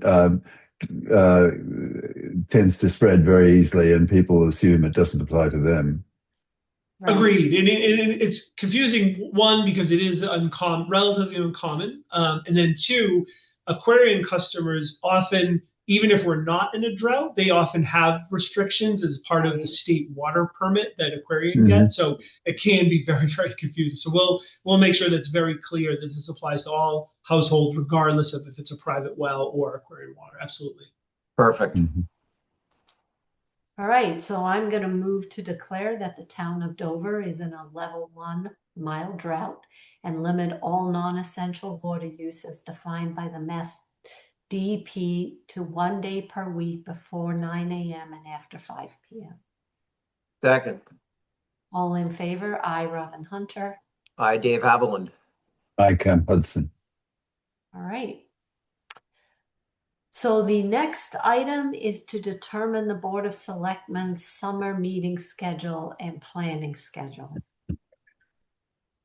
And I already have two issues. So I thought, if you don't mind, Rod, I thought what might be helpful, because I understand and it's a busy, a lot of travel plans over the summer. So Mona put together some suggested dates, just because it's always easier to kind of tweak than to start from scratch. So, I mean, certainly you're welcome if people have their calendars, you want to discuss it now. The other option is if each member could email any conflicts they have with the proposed dates to Mona, and then we'll try to coordinate and, move things around. So if you have known days that are listed, and also if there's certain weeks you won't be here, we can work around those. And try to get a formal schedule out. And then the other piece is we did not suggest, but the planning meeting dates. So often those goals and objectives are set during those planning meetings. They're often held in the morning, here at the townhouse. So again, if you do provide kind of weeks or days you'll be unavailable, we'll also try to schedule those and see if we can fit them into everybody's schedule. Okay, so I can tell you right now, I cannot make June 11th or July 9th. Okay.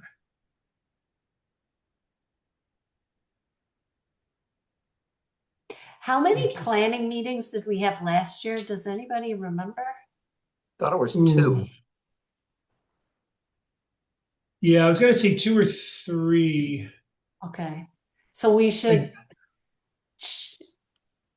So how should we do this? Just give Mona.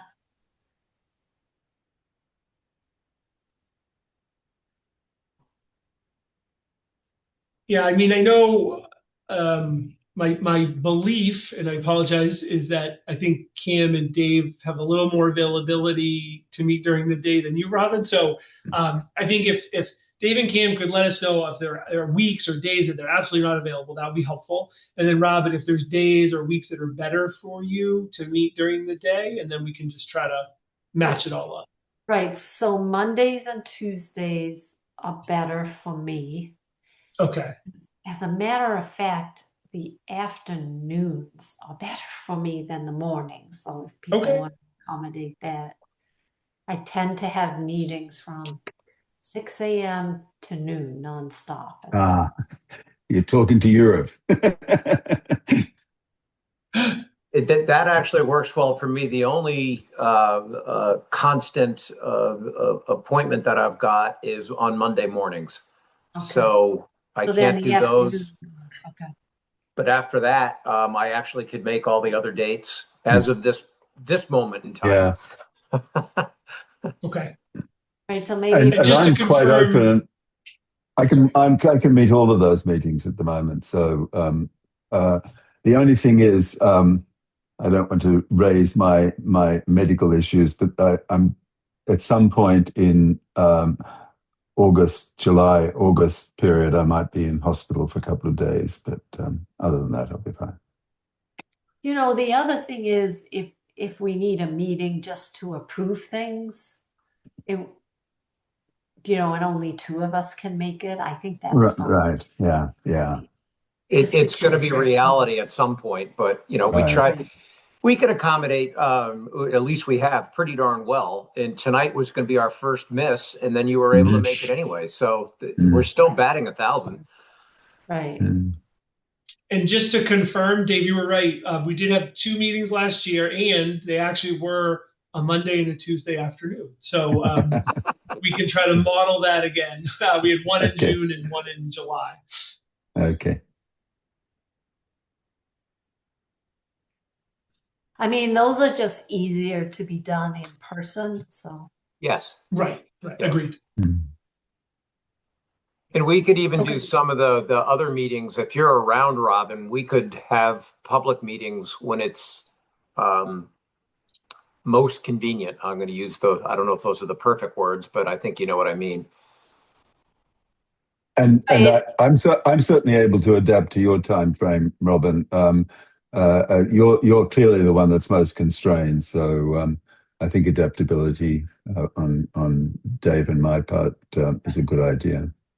I mean, Mike, I don't know, even Tuesday evening, since you guys work late, I don't know if that. Well, have Mona send it out for me. Monday afternoon and Tuesday afternoon I can make work. Okay.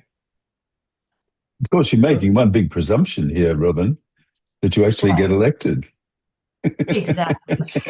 Well, then it doesn't matter what my schedule is. Then it's just you and me, Cam.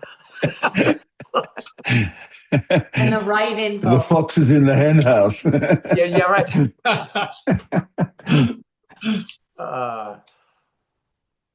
Well, that makes sense. Maybe what Mona can do is pick a couple of Mondays, or you could send the most convenient Mondays to Mona, and we can do those for the planning sessions. And then the 2 weeks you can't make on Thursday, if you can make them, I don't know, on Tuesday, send Yeah, them on.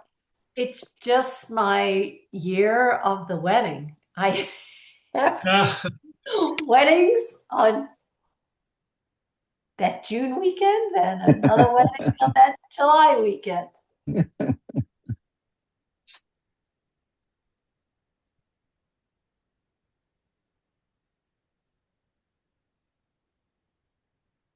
My weddings are all at the end of the year, so I think we can handle that. Right. And I don't know. I mean, there are wedding weekends. You know, Oh, they wow. start on Thursday night. Yeah. I'm lucky. All those for me are local.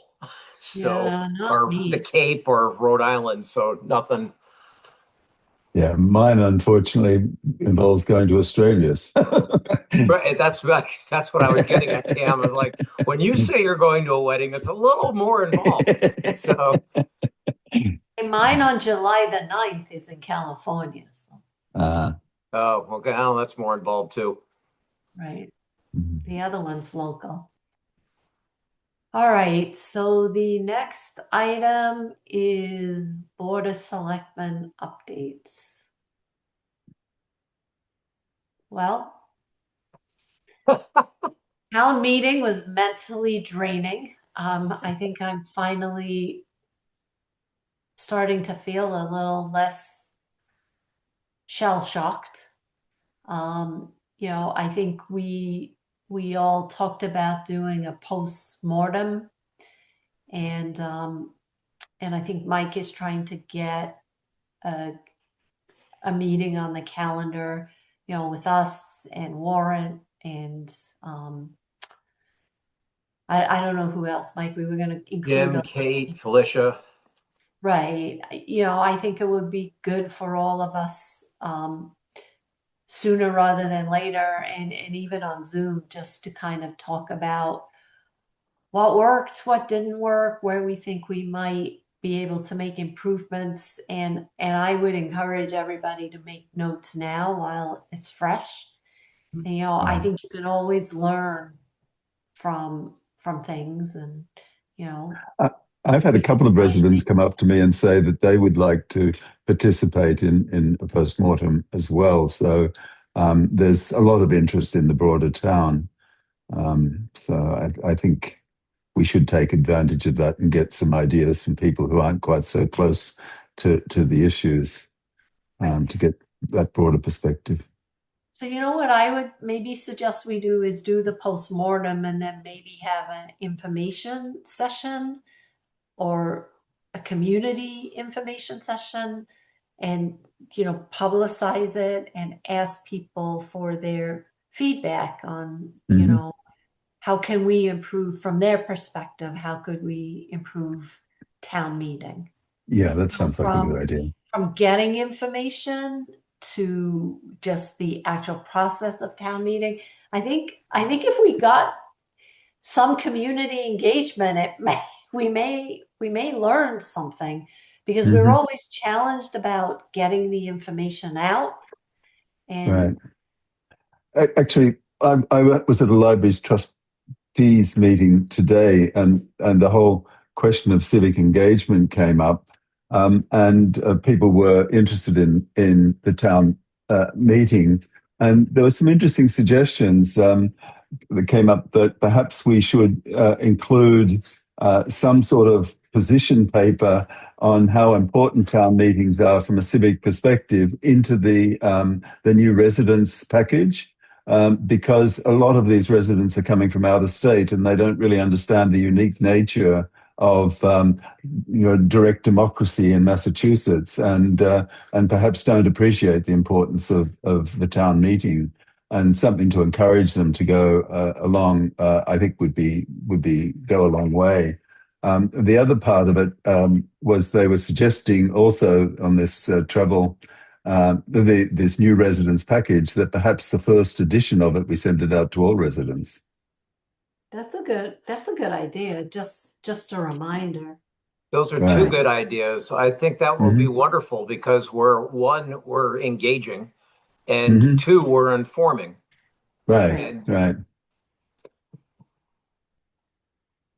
No, I like that a lot. I mean, I would though still keep, Mhm. a meeting from the core people just to kind of talk about what worked, what didn't work. Yeah, I think that makes sense. And actually, I Under got a lot of praise for understand, right? the blue white book this year too. People really liked the changes that we'd done and how we'd I refreshed and been refreshed.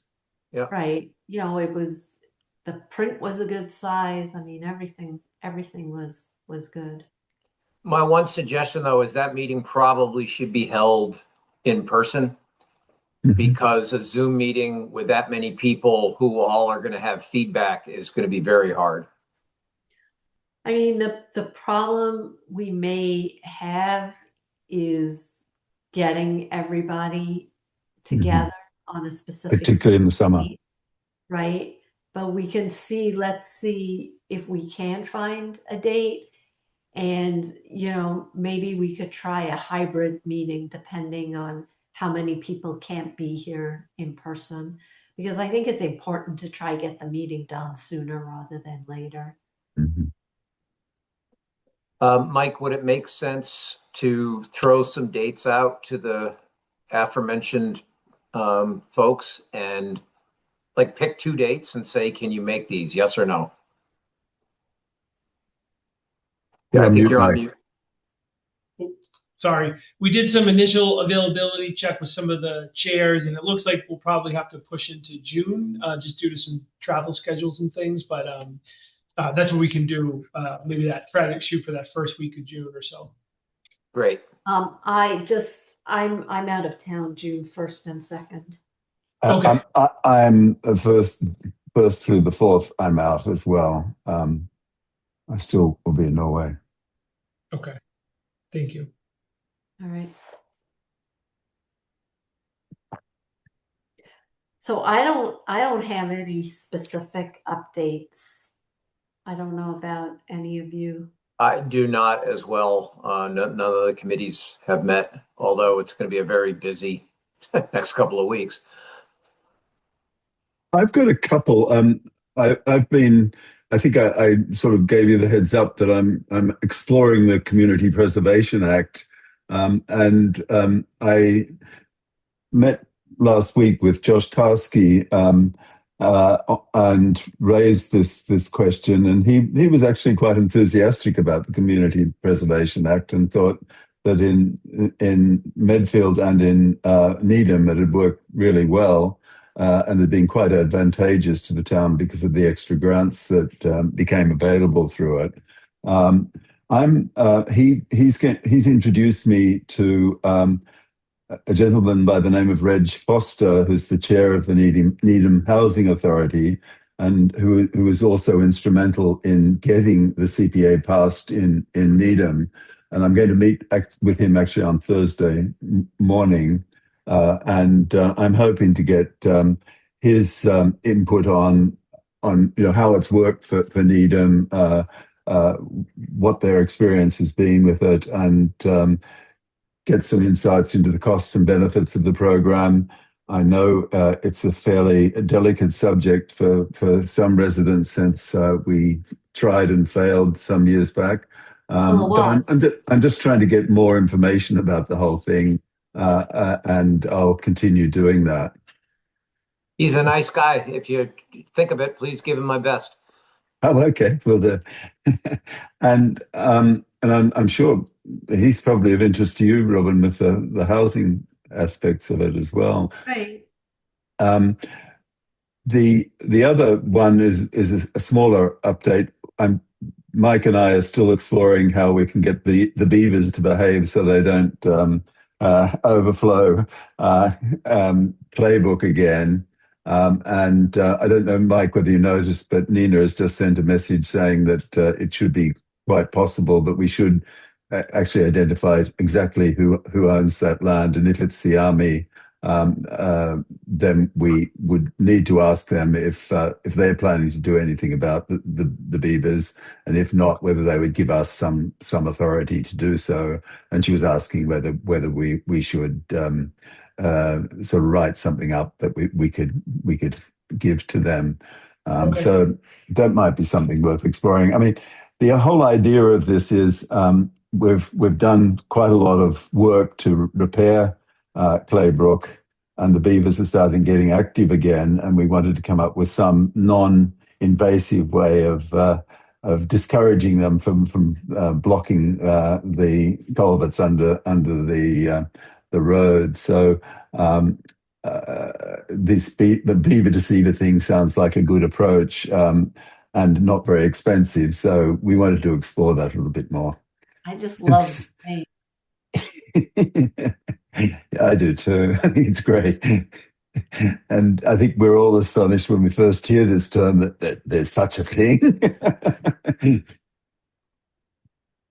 Well, given the alternatives, it's probably better, because otherwise you got to trap them and move them.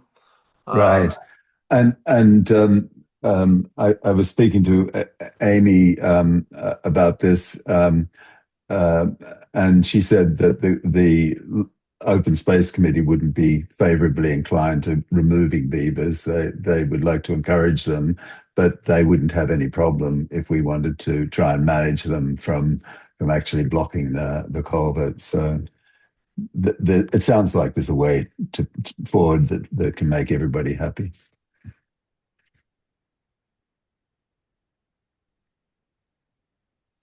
So I think just to close that off, Mike, once we've got our sort of identified a little bit more who's responsible for the land, and we'll talk with them, and maybe then Kevin could give us an estimate of what it might cost to implement such a solution there. It seems to be quite a practical solution. Rather than having every year to solve for flooding, we might as well try and stop it happening in the first place. It's but likely to be far cheaper. Agreed. That's all I had to report. All right. So then, Mike, you're up. So just a couple of things we hadn't touched on. Dave did mention this, but the 3 to 5 committee continues to move forward. We're going to have our next meeting tomorrow, so that continues to move. A reminder that the annual town election is Monday. That's the 18th. It goes from 7 a.m. to 8 p.m. here at the Great Hall at the Townhouse. Want to make Felicia happy that I'm plugging that. And we talked about the Purple Heart ceremony. Again, just a reminder, it's this Saturday at 2 o'clock at the Legion. And then another great event is Memorial Day. So for those that don't know, Dover does not celebrate Memorial Day on kind of the U.S. Memorial Day holiday. We celebrate on the original date, which is May 30th. So there'll be a ceremony and procession or parade on Saturday, May 30th at 4 p.m. It starts here at the front of the townhouse. So just a reminder for that. And, you know, I had something I was supposed to remind everybody. So the Dover Housing Task Force is going to have our second community forum. And this one is actually in person. And it's going to be on Saturday, May the 30th at 9 a.m. at the Carroll Community Center. So we got about 25 people at our first Zoom meeting, and we are hoping to build upon that attendance and get some, you know, some greater attendance on Saturday morning. Again, this should not be the work of consultants and the committee. We really are looking for input from residents. And so I really encourage people to attend the meeting. I believe I volunteered to bring breakfast.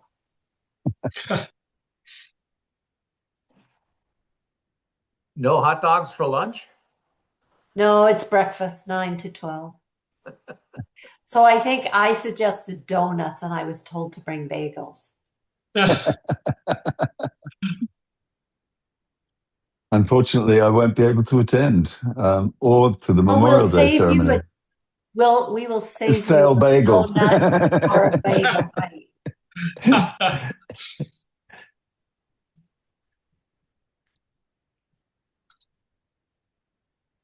Actually, Cam, it's probably worth writing down. When are you in Australia? October the 11th until November 19th at the moment. But he's So I'm going to going so to do do the it. that's calls from there. The trouble is, it's so far. I'm not so going to turn around. We're actually going to New Zealand for a couple of weeks as well during that stay, but I'm going to sort of visit relatives and things for a bit as well. And I've got a dear university friend who's turning 80, and he's invited me to go to a celebration in Penang, Malaysia, at Christmas time. And I'm trying to work out how the hell I can fit that in, but I'm not sure how that's going to work. You just stay. Yeah, Just right. stay. So what's Hold my it, 12 hours is the time difference? So what time should we have our right. meetings? Yeah, right. exactly. Well, 6 a.m., 6 p.m. I mean, come on. Right. Yeah, it's a bit of Actually, a that challenge. works. It does work. Yeah. Yeah. Right. Um, anyway, I'll think about that a little bit more before I commit to anything, and I'll certainly let you know in advance.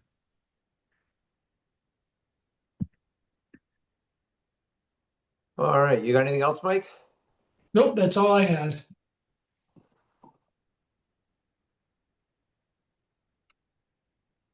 All right, so I am going to move to the consent agenda.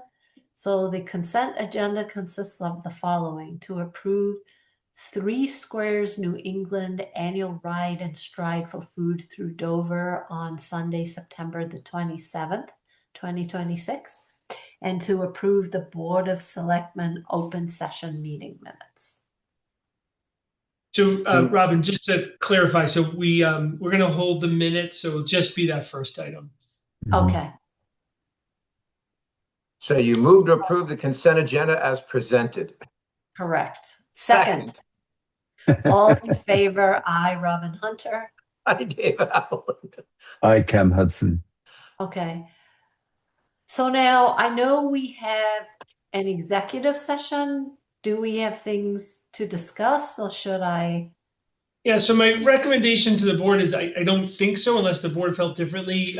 We kept that on because all of those items are close to needing your action, but we're not, unfortunately, none of them came to fruition in time for tonight. Okay, so then I'm just gonna make a motion to Adjourn. yeah, I forgot the word, to adjourn the meeting. I will second that because Robin needs to go get something to eat. I do. I am really all in favor, I, Robin Hunter. Hi, Dave Avalon. I, Cam Hudson. And more importantly, I need a glass of water. I didn't even. Oh, no.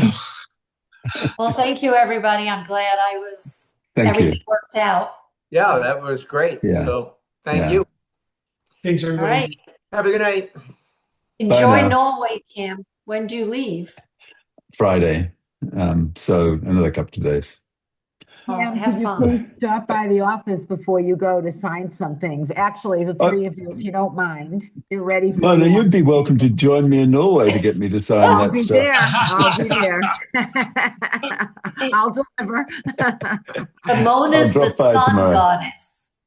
Yes, you know it. All right. Thanks, everyone. Have a great Thank night. you. Good night. Bye now. Bye. Bye.